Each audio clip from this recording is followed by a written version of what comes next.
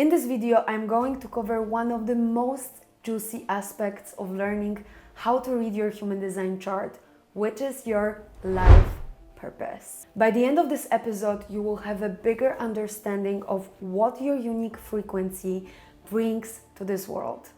It is Human Design 101 Help for Beginners, Part 3. My name is Karina, I am a human design professional, and if you did not watch my previous videos from this series, and if you are new to this system, you might want to watch it first and come back to this episode. The links will be in the description below. So the two biggest elements that give you insights about your life purpose are your human design profile and your Human Design Incarnation Cross.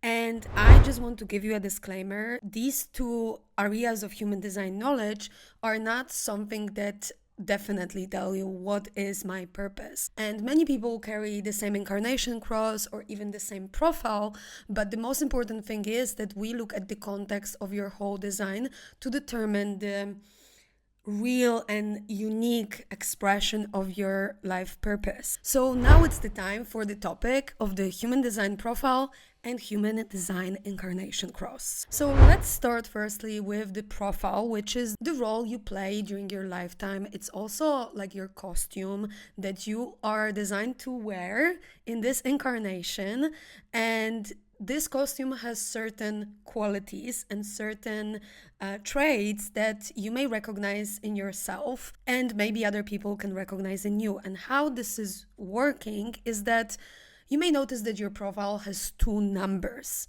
and those two numbers come from the lines of the gates of your personality and design, sun and earth. So the top numbers on the right hand side in black, this is your personality side, and the red side on the left hand side of the body graph is your design side. It's your unconscious. So the first number you see, this personality part, is something you may identify yourself with. And on the other hand, the number in the red, your unconscious side, is something that your body does. And you may not be even aware that you do this or that your body is giving this kind of vibe, but other people may notice those traits about you. And it's not to say definitively that you won't recognize yourself in your unconscious side, because with the age and with observing certain situations, it's like when your unconscious body acts on something, this is when you notice after the fact. On the conscious side, you may ponder about this, you may pre-plan certain things, and that's where your mind can enter more and kind of try to control your life. But that being said, you can still have access to your unconscious through the reflection of other people about you, or through observing your own life and the situations where you felt like you didn't have control of this expression, but it happened anyway. So for example, the profile 4-6. This profile is called Opportunist Role Model. Line 4 is conscious and line 6 is unconscious. So the person with this profile will think about themselves as an opportunist, but their body has the quality of the role model. And if you are confused with these names, don't worry. I will soon introduce the meaning of all the lines. And while you're listening to those details, I encourage you to pay attention if you recognize just your conscious side and you don't identify yourself with unconscious, or you may recognize both aspects of your profile. And if so, you can let me know in the comments below. I'm so curious if you can recognize yourself, especially in the unconscious part. So, starting with the line 1. The line 1 is called the Investigator. And this is a person who really needs to study and have this drive to have a secure foundation about certain topics. So, when they're insecure in their knowledge, they will strive to look for the information, to ask people, to watch YouTube videos, to learn the skill and to know how things work. They are very curious people, and they're are like a bedrock for our human evolution. Without those foundations that are established by first lines, the whole house of interaction would like fall apart, and other lines, other purpose roles wouldn't be able to shine and go to the completion. So the first line, they are very, very important for our society. So it's not about studying everything and being the best and secure in everything, although they may have the tendency to do so, but it's not necessarily correct for them. This is something they are truly passionate about and interested in. And the goal of this line, it's basically to come to this place in their life where they have so much secure foundation, so much expertise and knowledge, then they can serve others with those insights. And very often they're like experts on the interviews, and they're coming with certain, almost like a scientific frequency, although they don't have to be scientists, but they're very well versed in their area of the expertise. This comes from this deep, curious nature that wants to know how things operate. Not only things, but also people. So they would often engage and listen to the stories with empathy and kind of like opening their ears for experience of other people, so they can get the necessary information and the foundation to be secure.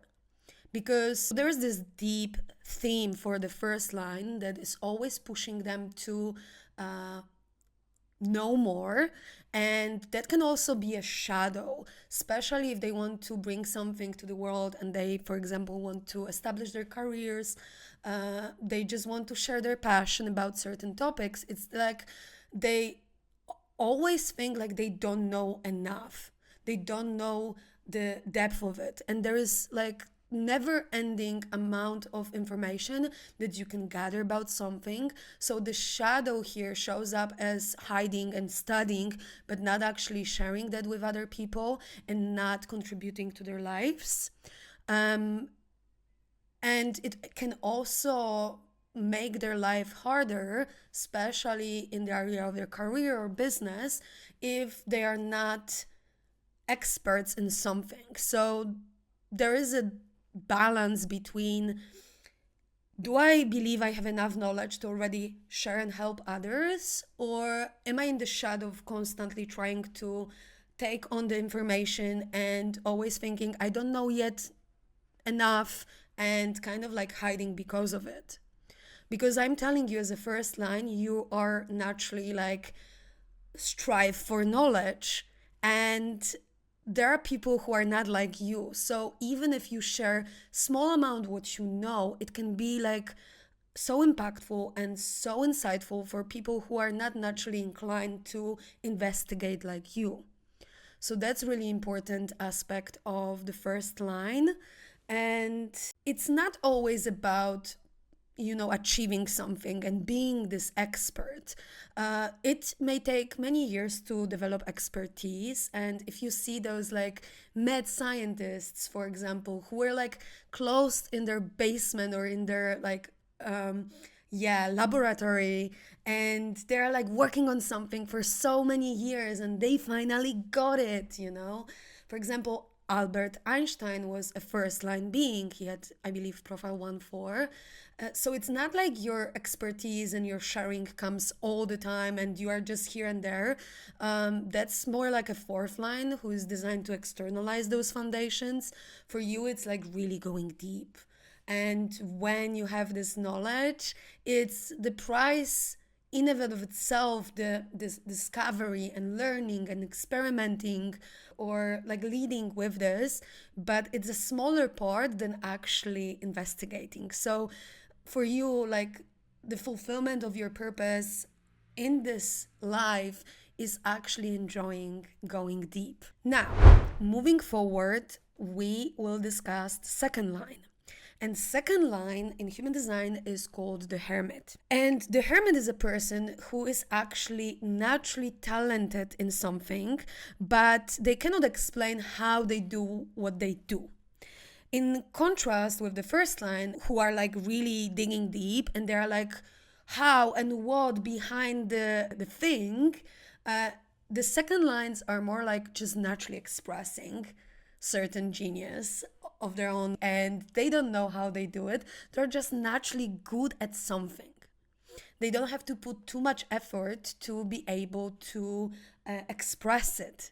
And other people may project onto them. They are so talented, so skillful, so gifted, and they're like coming into their world and telling them about all their potential, because there is a big projection field coming from the second line aura that they are so great at something.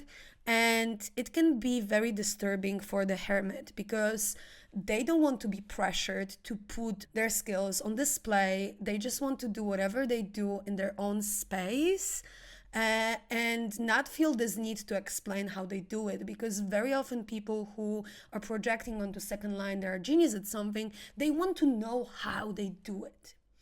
And the thing is that it's not always as easy as to say that the second lines shouldn't learn certain things or shouldn't know how they do the thing they do.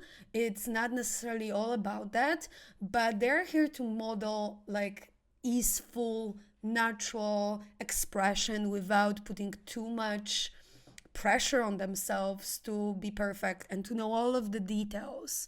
And that can be a beautiful frequency that second lines are modeling for us, for our society. So similarly to the first line, who are very introverted in their own research, second lines are introverted, but more like just doing whatever they want to do. Not learning, not experimenting, just being and doing the thing and enjoying their time.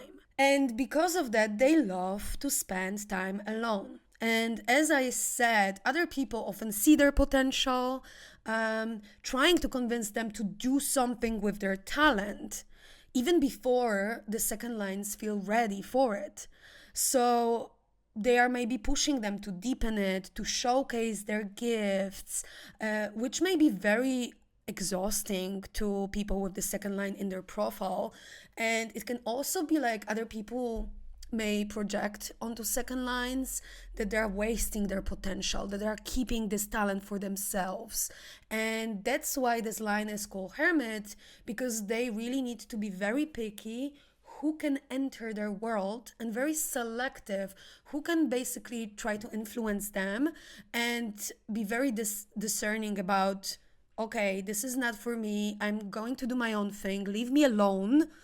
When I'm ready, when I hear the right call, because the whole thing about second lines, they are doing their own thing and they are very closed off from the world. But when they hear the right call from the outside, they will know in their body through their own strategy and authority, they can become like missionaries with sharing their gifts and going about their life and inspiring others with their genius. So that's the difference. But hermiting, spending time alone, is very nourishing to their senses. And it's very important that they're aware of the projection field their aura puts out to the world, which means that many people may see more of them that actually even the second lines realized.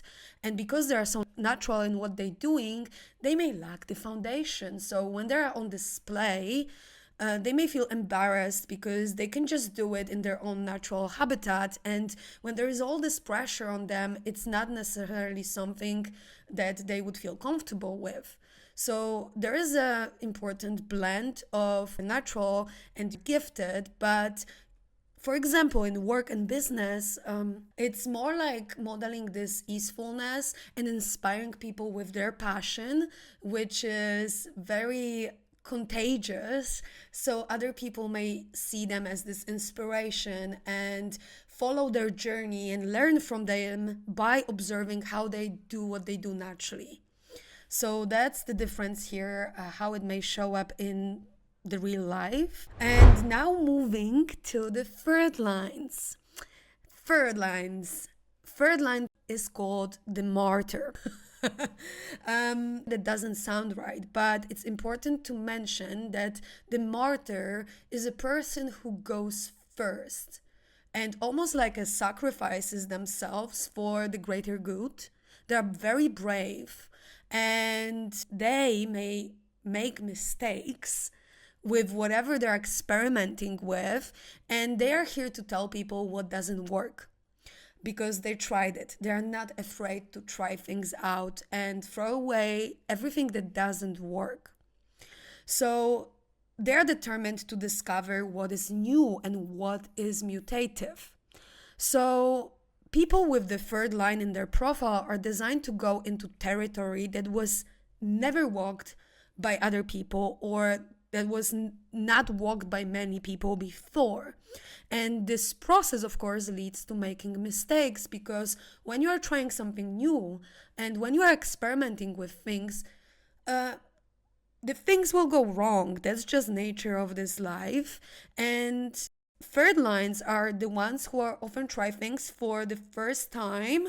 As I said, an experiment, meeting a lot of obstacles on this way. And their gift, their biggest gift, is to have an incredible amount of experience in knowing what doesn't work, so they can warn others, saying, for example, do not go there. I have tried that and this is not the way to do it.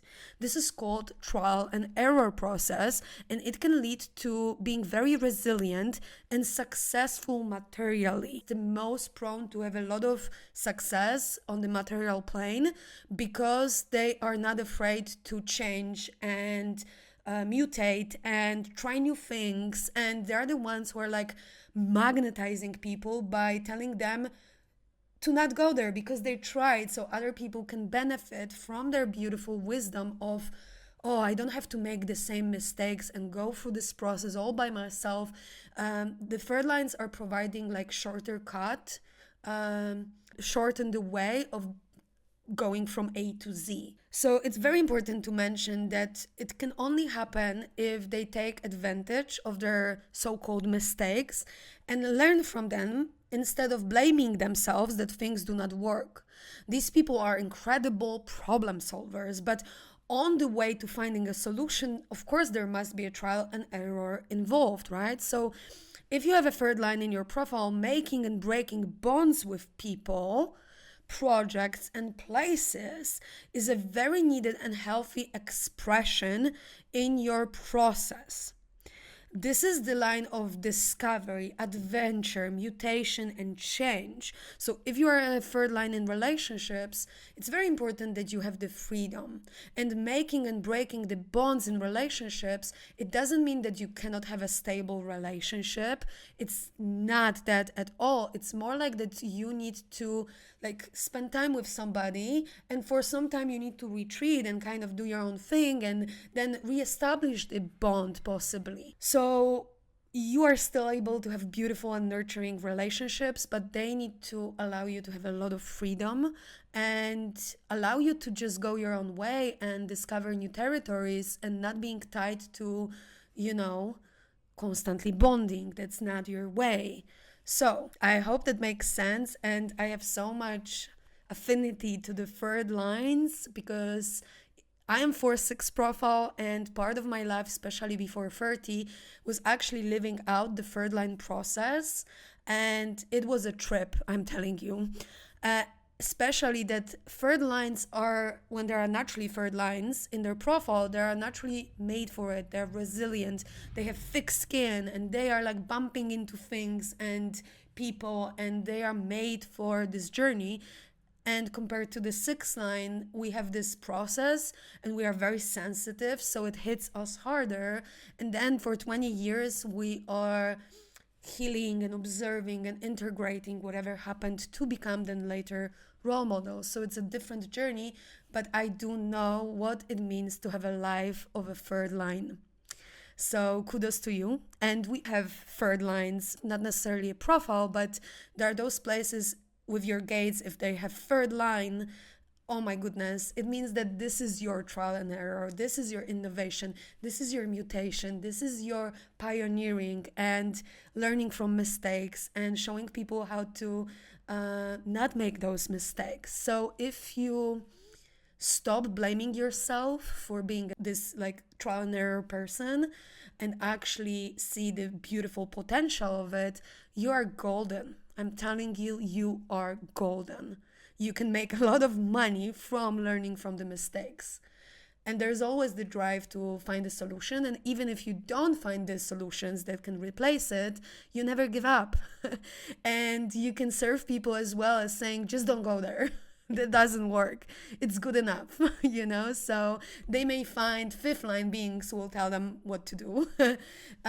So for example, if you're 3-5 profile, you have this knack for like knowing what doesn't work and also unconsciously providing solutions and practical application of what may work.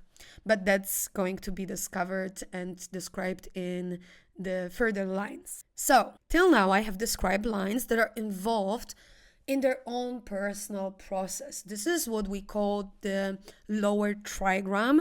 So the first line, the second line, and the third line. So these lines are very busy in their own world. And now the next 3 lines are transpersonal lines, and they're all about engaging with other people. Now, the fourth line is called the Opportunist. And it may have a connotation with something that it's like, not really positive. Like when you hear about opportunist, you may feel kind of like a sneaky person who thinks about themselves. And we need to like let go of assigning certain meanings to the words before we know what actually it means in human design. The same goes for a manifester. So maybe people are thinking like, oh, if I'm not a manifester or manifesting generator, I cannot manifest. It's not true. These are just the names. And in the case of opportunist is a person who is designed to have a network of people around them. The best opportunities in their lives are coming from a person who knows someone. They are incredible in networking. They have this incredible contagious friendliness and influence about them, and they're here to support and help others to connect with each other. They are like the glue of the community, and they're here to basically externalize the knowledge that is built through the first line. That's their natural inclination. Like the first line are investigating, and then the fourth line is like connecting with people and sharing those investigations. So the first lines and fourth lines are actually a good pair. For example, in business or in relationships, they are actually very harmonic with each other. The fourth line is basically based on the foundations, on the information, and they may seem very fixed. And there is a danger here for the fourth line, who is this externalizer and influencer, and they do love to research and learn certain things to externalize them. That's their purpose, to share them, what it's worth sharing. And the danger here is that, as opposed to the first line, they take for granted the first line investigation, and there may be a shadow of externalizing information that were not checked, and they can create a lot of chaos with this. But at the same time, if they are acting in integrity and they are externalizing the first line knowledge, they should check their sources and they should make it their own. It's not about copying anything or anybody. They are designed to actually externalize outside knowledge and systems, and depending on their configuration, they may have their own unique insights if they have defined head and ajna, for example, or like it's all based on their individual chart. But in general, it's very important for the fourth line to make this knowledge their own, to put their own spin, to put their own understanding, because they have incredible ability to influence others in a very warm and very impactful way. So warmth and kindness in interactions with other makes the fourth line being a people person. But this require a lot of energy. this externalization, this networking, this making connection in general, it's very draining on the energy of the fourth line being.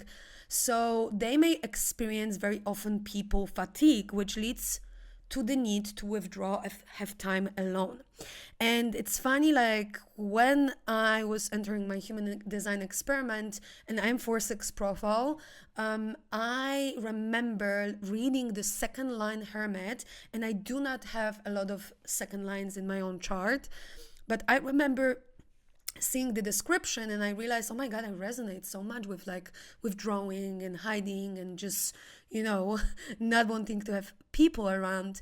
And now I understand, it makes sense, because I can be very outgoing with certain people and at certain times. I have clients and sessions and coaching about human design and somatic parts work, and I provide voice messaging for my clients. And I notice that when I have those phases of connecting and externalizing, I'm so on, and then I need to have some time by myself, or it's during a day, or it's like I'm on, and then I need like few days break, and that's totally fine. I designed my life based on my unique configuration. So for every fourth line, if you see yourself on the extreme of any of that, so you're constantly networking, externalizing without any rest to integrate and to just like to come back to your own energy, not needing to basically socialize. If you do it in that way, you may burn out very quickly. And then you go into another extreme that for months you're just like, hell no, I'm not going to connect with anybody. And there is a need for creating the balance, because if you don't connect with people, your opportunities will not come to your life. So if you have a fourth line in your profile, it's important that you know that your opportunities will come from the people you nurtured over time. And when you connect with people, it shouldn't be transactional in a way that, okay, now I know that I'm fourth line, so I'm going to like nurture this relationship so I can get something out of it. It's not necessarily the holy truth. There is some truth in it, meaning that nurturing the correct relationships will naturally provide you with the exchange of the energy. And if you like somebody, if you help and support somebody, if that's for the right people, you are naturally going to be supported back, and you will naturally attract opportunities into your life. But if you notice that you put a lot of effort into your network, but the moment you need certain opportunities to move forward in your life and nobody is there for you, it may mean that you didn't enter into those relationships correctly. So always you need to come back to your own strategy and authority and see how many people in your network are actually there for you, really, because they love your influence, but they're actually draining you, and that's it. And again, it's not about the transaction, but we need to have certain boundaries, because your life purpose depends on who is in your network. If you have a fourth line in your profile, you need to have this continuation of safety and security in relationship and work. So for example, it is actually not healthy for you to quit a job before you have something else waiting for you that provides your security, or to end the relationship and be completely alone. That's what Rauru, the founder of Human Design, said, and that's something I experiment with as well. And I've noticed that my transition to just having a business was a slow process, because I didn't want to put too much pressure before my business couldn't provide for me totally. So that's okay if you are fourth line to do it steadily. Like, for example, if you want to establish your own business, keep at least part-time job so you have the security, and the moment you are being more visible with your work and you see the income coming, that's when you can safely transition. So that's very important for you as a fourth line to remember that and to experiment with that and see what happens. If you are in an abusive relationship, you don't need to wait till, you have another relationship lineup for you, because that's just not healthy for you. So we need to have here a discernment. But in general, that's a rule, because for you, it's all about the solid foundations, safety and security, so you can feel ignited and held when you externalize the knowledge and serve your community. Now, the fifth line, the heretic. This line is called the heretic, and this is a person who is a messenger. They have this incredible seducing frequency about them, at least in the beginning, that people are projecting onto them, that they are their savior, that they know how to go through crisis. And because of this incredible power of seduction and this important message they are here to bring forward, and because when they do it, this message is often different, it's heretical, and it stretches the boundaries of what was previously known, it puts them in a little bit of like very vulnerable position, because people are attracted to something that it's different, but they are not necessarily trusting that from the very beginning. So as a fifth line, you are best in times of crisis, when you can assume this position of a savior, but the solutions you provide for other people need to be very practical. Because otherwise you may suffer from other people blaming you that what you are putting out and what you are like advising people on is actually not useful, and from them almost like worshipping you, they blame you. So if you're a fifth line, your job and your purpose serves the best in times of crisis. And this is important, that you are not constantly there for people to solve their problems, to be heretical and to bring your message, because the more you are familiar with certain people, the more that the projection field of your seduction is coming to become weaker. And what I mean by that is that you are here when somebody is literally asking, like, I need help. And then when you have something to offer for that person, first thing you need to ask yourself, do I have really the depth and practical solutions to help them? Because what happens if you don't have that and you just want to save everybody, even if you don't have the depth in whatever solutions they are looking for from you, you will be blamed. And from this almost like a savior, seductive, very attractive, magnetizing frequency that you put outwards, like people are projecting that you are the devil, that your solutions are shit and now they're in trouble because of you. So similarly to second line, you also need to be a very discerning person, but not about necessarily other people, although that's true, but about your own practical solutions. And be very clear from the very beginning what you can do for others and what you don't do for others. Because when somebody comes into your aura, your frequency, they immediately assume that you can just save them on every level, that you have all the answers. And that's not true. It's impossible for a human being to have all the answers. So you need to inform and be very like, oh wait, this is something I don't do, and don't expect me to do it. So very clean boundaries, very clean practical approach to how you help and serve and support others in your life, your work, your business, your relationships. And this projection field, it basically creates this experience for the fifth lines, because others see them in very often in this distorted light, or for positive or for negative, and they often have a misled assumption of who you are as a fifth line, which makes you feel that you are not truly seen by others that you interact with, not even family or your friends. And this is not something to be blamed on you or the other people, it's just the mechanics.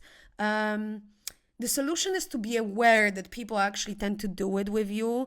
As I said, it's not anybody's fault. It's a projection field. And actually, as a little bit tip for you as a fifth line, it's okay to be paranoid about other people. So if you feel like if somebody wants your help or your solution and they're like, please help me, and you're like, what do you want from me? Like, it's okay to be a little bit cautious and paranoid, but to not take it to extreme that now you are hiding completely away and becoming a hermit, because that can be a tendency, because all the projection fields, positive or negative, can be very overwhelming to your system. So it's important, as I said, to put straight boundaries and to remember it's not something that people do on purpose, that they're aware of.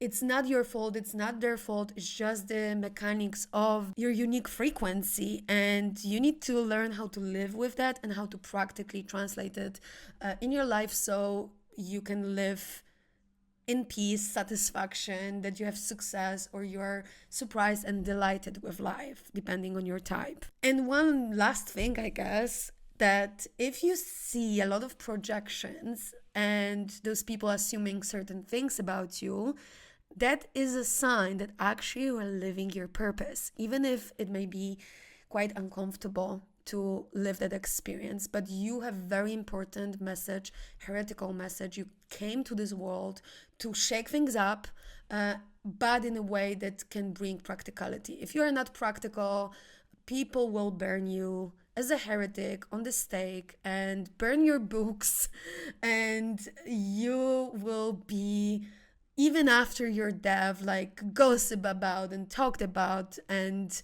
in positive or negative light. But remember, doesn't matter any of that projections. Only you can know who you are at your core. So if you see this pattern happening, that people treat you as a savior and they treat you as a devil, and they ask for your help and then they're blaming you, remember that's not for you to take it as something wrong or bad with you, because people cannot really see you clearly. And the more you bring your message forward, even though it may shake things up, the more you embody your purpose.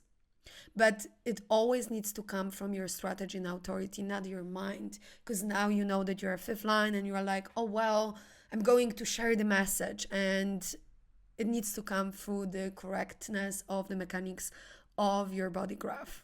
And if you don't know yet about your mechanics, I was talking about this in my second video from this series, so you can check it out. And if you need more basic human design descriptions and kind of like getting into the terminology of this whole system, you can check the video 1 from this series, the part 1. Now, the last line, but not least, not at all, the sixth line. The sixth line is called the role model. And this is a very special line because it has different life phases compared to all the other lines. And this is a person who has 3 different lives in one life.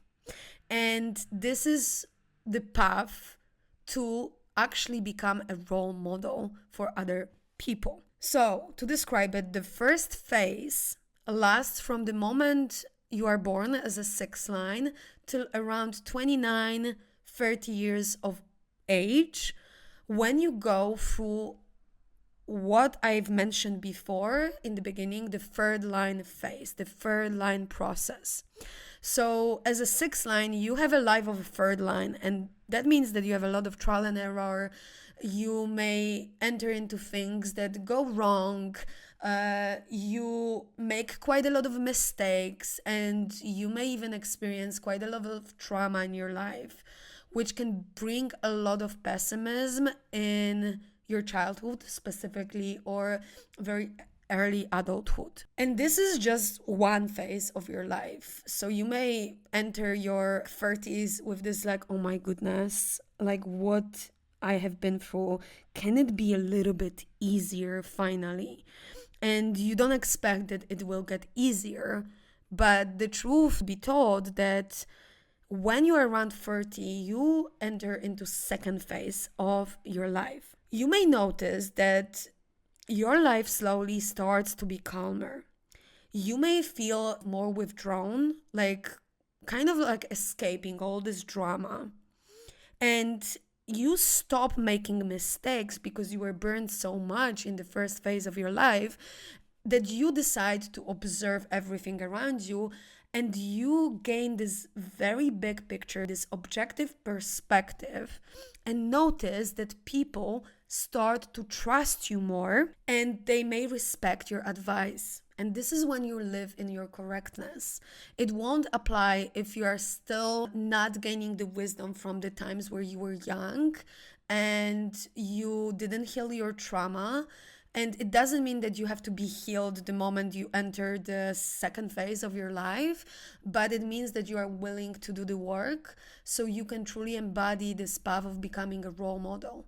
For a role model to become role model, they need to be forged into it through the drama of life. And then the second phase, which lasts from the age of 30 till the age of 50, we call it a roof phase. So you sit on top of the house, on the roof, and you watch everybody. You can see clearly, objectively, how people are doing things, why they are doing things. You have this whole view of all the other lines. So you get this incredible wisdom by seeing the big picture of everybody else's process. And this is where your purpose is going to unfold beautifully, where you, for the 20 years in this phase, are actually embodying this objective leader frequency, and you may establish your career during this time and maybe a business, and you have more opportunity to have people trust you because you literally moved from trial and error to seeing the big picture. And you may also notice that you're observing and more aloof. You don't want to be part of all the drama, and you may see yourself wanting to spend more time at home. And even, for example, me as a 4/6, like I have this part to externalize and connect with people, but my body, my 6th line, is very aloof. So I really feel like I am with somebody, but also separate from them, so I can see the bigger picture. And this is my purpose, and this is the role I love to have, to be honest. And I'm learning more and more and embodying more and more for that. And I can see how my manifestor impact is embodied through this combination of this 4/6 profile. You may notice that in the second phase of your life, you are not as involved with the world as before. You may literally, after a few years in early 30s, you may notice, oh my God, my life changed so much. I don't know when it happened. And slowly, because you are withdrawn and you don't make as many mistakes, you may notice that life become more peaceful. Although it's not fully true for the 3/6 profile and 6/3 profile, because they still have this third line phase on their personality, on their body side. So they have the both trial and error, resiliency, pioneering, and then they have this objective perspective, which is a bomb for, experience and being a role model in that sense. But if you are not 6/3 or 3/6 profile, you may see your life becoming a little bit more calmer, and as I said, not really influenced by the drama in the outside world. And this phase lasts till the age of 50. And around the time, you have to come back from this withdrawn objective perspective. And we call it in Human Design getting off the roof phase, around your Chiron return when you are 50. Around this time, you have to come back to the world again, this time engaging with life in a completely new way. Being in the drama, similarly to like the third line phase, but now as a role model who can be an example of how to deal with the messy, crazy life, because you have been through this in your early stages. And for the next 20 years, from 30 to 50, you watched it all happening to others with bird view perspective, and now you have to be the example of how to do it right. If you have a 6 line in your profile, you are designed to bring wisdom and mutation to this world. You are embodiment of the leadership that is modeled by example. You are always looking for what is next. You have very future-oriented perspective. You can see beyond what other people can see, which may also bring some troubles, for example, in the business or your work, where you can see far beyond what other people can see and they don't get it.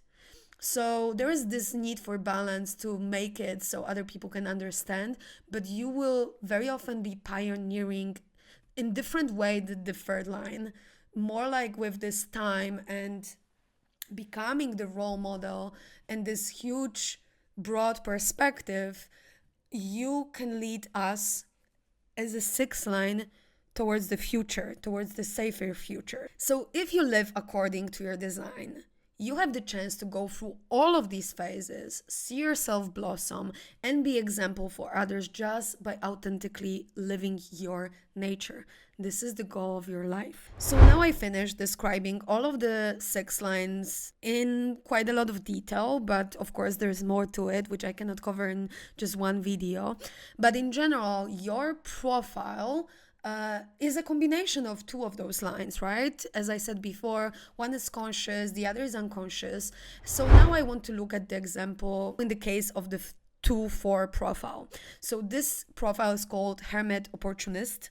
And what it means that you are consciously a hermit, you want to spend your time alone, you want to do your own thing, but for some reason, some mysterious reason, there are always people in your life and you do not know why they are there. You want to be left alone on this conscious level, but your body, your unconscious side, is quite friendly. So there are always those who want to be your friend. Or like 5-1 profile, consciously you have a message to share and there are those who want to get your help and get your practical solutions, but your body is very introverted and it needs a lot of time to investigate and get a solid foundation in knowledge or relationships to feel secure and safe. Can you see these 2 often opposite roles in your life unfolding? So please let me know in the comments below if you recognize yourself in those lines of your profile. And before I continue with another part of your purpose, which is your incarnation cross, if you got any value so far, you can show me some love and hit the like button. It really helps me to know if this content is helpful to you. It helps me to grow my channel and reach more people. So I would be so grateful if you could do this. And if you didn't yet, please subscribe because you will get more of those informative videos about human design. I will be covering not only the basics, but also deep application of the system, especially in work and business. So if you want to be a part of it, subscribe. Now let's get to the other part of this video, which I mentioned before, that the big part of your purpose is found in Human Design Incarnation Cross. So when you generate your Human Design chart, you see the description of your Incarnation Cross that says some weird name, like for example, the right angle cross of rulership. And you may be wondering, what the heck does it mean? At least that was my question, because this is my incarnation cross. So in order to decode it, let's look at what the first part of this name means. In human design, we have 3 types of crosses: the right angle, the juxtaposition, and the left angle. And they are all based on the profile lines, which I discussed in the first part of this video. So the right angle is the most common type of life trajectory, and it's found in people who have the profile from 1-3 to 4-6. And these people, purpose is about their personal destiny. So if you are a right angle, you are like a new soul who is here to experiment, research, and discover the nature of being with fresh eyes. And it doesn't mean that you are like a new soul compared to old soul. It's not about that. It's about this freshness of experience coming with this childlike curiosity, and the fulfillment of your purpose is actually not necessarily for the people you meet, but rather about your own journey, where others play roles that can help you achieve your destiny. You can still be engaged with other people. So you may see yourself more self-absorbed in walking your own path. You may bring a unique way of seeing the world. You can see wonder and curiosity in those with the right angle crosses, because there is so much to learn and develop. It is like an adventure into the unknown, because even if this world has its own old ways, your purpose is to find new ways. Your journey may impact and influence others, but what matters is your own process of discovery. Imagine a scientist like Albert Einstein that I mentioned before, who had the right angle cross. His work impacted many, but it was his own personal destiny, his own process of learning and investigating about all of those laws of the universe. And he would do it anyway, even if nobody would be interested in his discoveries. It was his own personal destiny to do that work. So there is one profile that it's still about personal destiny. So it's right angle profile, right angle incarnation cross, even if both lines of the profile are transpersonal. And this is a 4-6 profile. And people who have this profile can externalize the research of all the new discoveries found in the right angle. So they need to have a transpersonal skills, but the opportunities that come from the network of a 4-6 are still for their personal destiny. Now, another type of the life path is the Juxtaposition cross. And this is a very rare life path, and it happens if you have a 4-1 profile. This type of life is called a fixed fate.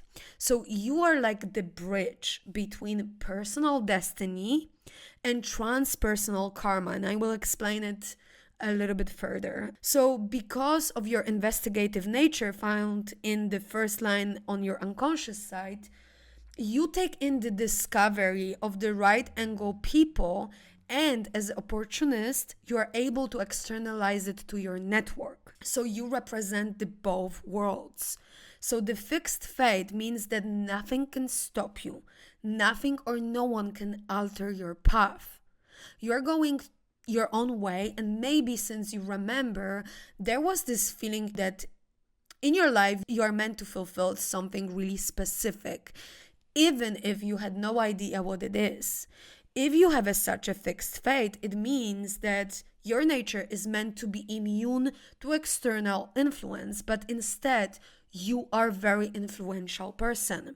So if you hear from others that you should be more flexible, do not listen. You are on an incredible journey to bring a very nuanced and specific energy of your life purpose, and that means that you need to be fixed in your own ways. You are like a foundation that others can lean on but cannot change, so it stays solid and secure. You are the security that cannot shake because you are the bridge between the two worlds. Now, the last part of this is the left angle. And the left angle incarnation cross are carried by people who have the profile from 5-1 to 6-3. They're on the path called transpersonal karma. So your purpose is fulfilled through your interactions with others. You are meant to alter others' people's paths and also be transformed because of the connection with them. So if this is your life's trajectory, your job is to bring the knowledge and discovery of the right angle crosses, and you are designed to process it and transmit it to the bigger audience in a way that can be of value to them, and you are great in influencing strangers. You have transpersonal skills that can help you to be a practical messenger. For example, like in the profile 5-1 or 5-2, or an objective role model, like in profile 6-2 or 6-3. And whoever you meet, doesn't matter if this is just a random stranger on the street or the love of your life, it is a karmic relationship for you. So you may often hear from others that they feel like they know you from somewhere.